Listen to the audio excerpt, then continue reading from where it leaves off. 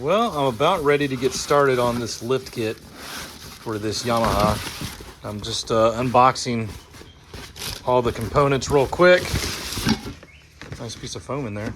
I might use that for when I do some upholstery. Put it down underneath, or over top of the existing foam. Anyway, let's get back onto this. So we're pulling out all these things here. A-arm piece. Okay. Just want to make sure we have everything we need. Got some hardware here. Here's the piece for the other side. There should be one more of those. Oh no, that one went in the middle. Sorry, my bad. All right, perfect. Got all this. We're gonna take it out, and then we'll get this bad boy in the air and get after it. So I am going to start with the battery conversion on this instead of doing the lift kit. And so the first thing that I'm going to do, I got this out of the garage and out into my driveway here. I might bring it into the shop because there's some rain coming later, but we'll see. Anyway, what I need to do is find out where the batteries begin their sequence with negative and then with positive. And so if you go all the way to the end of the batteries, either side really, and you can look and you can see where a bunch of wires are coming in. And so I have a bunch of positive wires coming into here, which tells me that the negatives are going to terminate over here. And so you see all these negatives. I can trace one easily right back there to this little controller right there, and it even says B negative, so I know that's negative. So basically what I'm going to do is disconnect all these wires from there and from here, and just wrap some tape around them and put that they're negative and positive.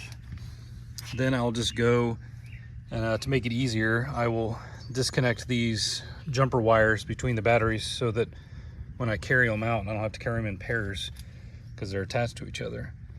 So this should be pretty quick. I'll go get myself a wrench, and yeah, we'll be done in just a few minutes. The batteries are out.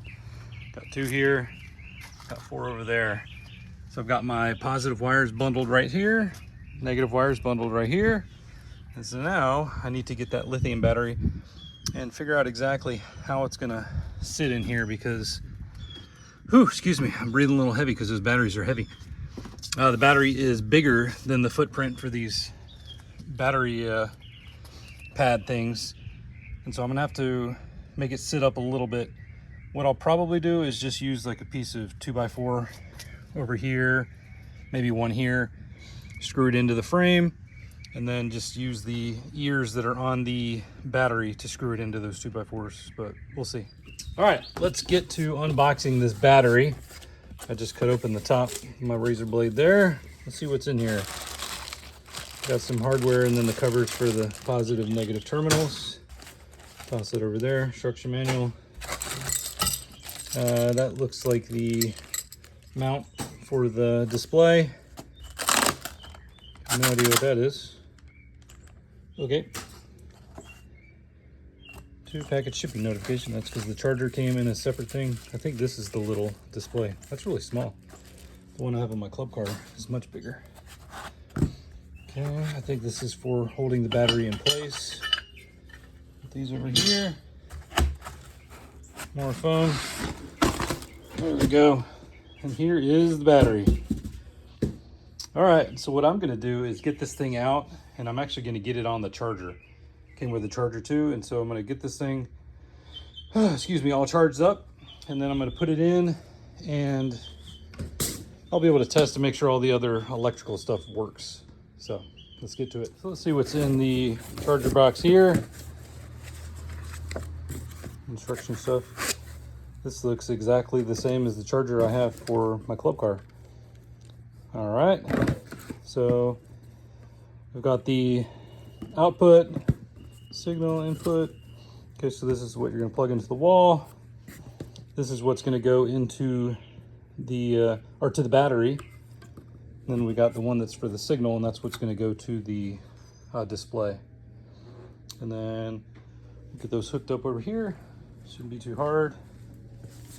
Got negative there, positive there. We'll hook up all of our cables.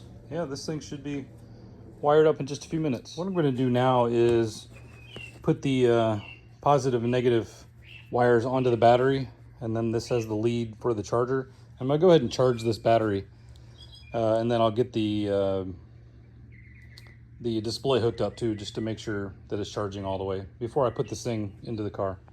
Real quick thing I noticed when I'm getting all this ready is that the monitor only comes with like a foot of wire, and then it has bare wire at the end, so you're going to hook it up to positive and negative, and I guess run it all the way back. One thing I liked about the VVOR setup that I have in my club car is that this goes all the way back to the battery and hooks up to it.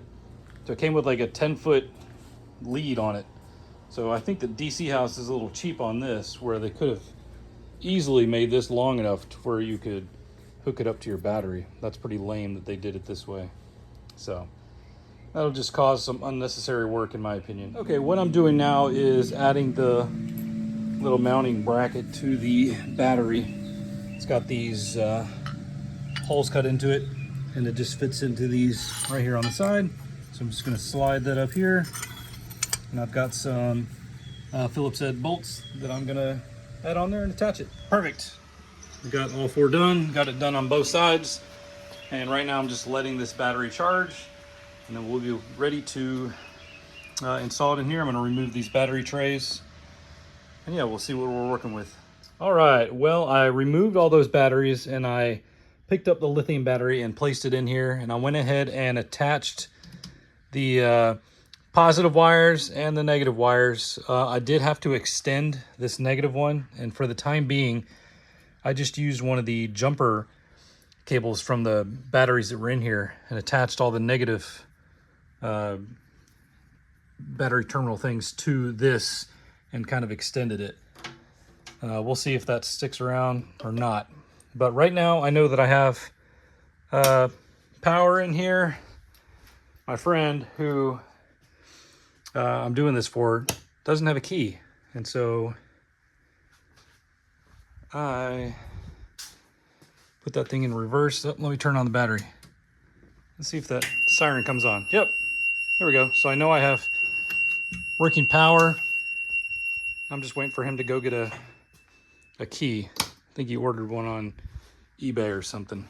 So what I'm gonna do now, after I turn this off, is I'm going to cut some wood, and I'm going to be putting it across the frame there so that I can drill through, well, not drill through, yeah, drill through these holes right here, and then hold the battery down to these pieces of wood that are also attached to that metal frame down there, the battery trays. So I'm going to do it on both sides.